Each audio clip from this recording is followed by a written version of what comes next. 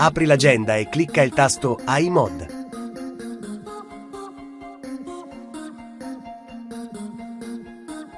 Seleziona il cliente e le prestazioni desiderate.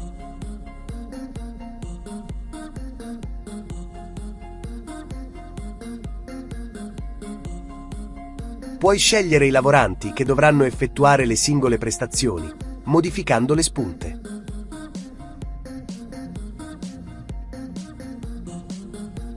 Seleziona la proposta desiderata e l'appuntamento verrà creato automaticamente.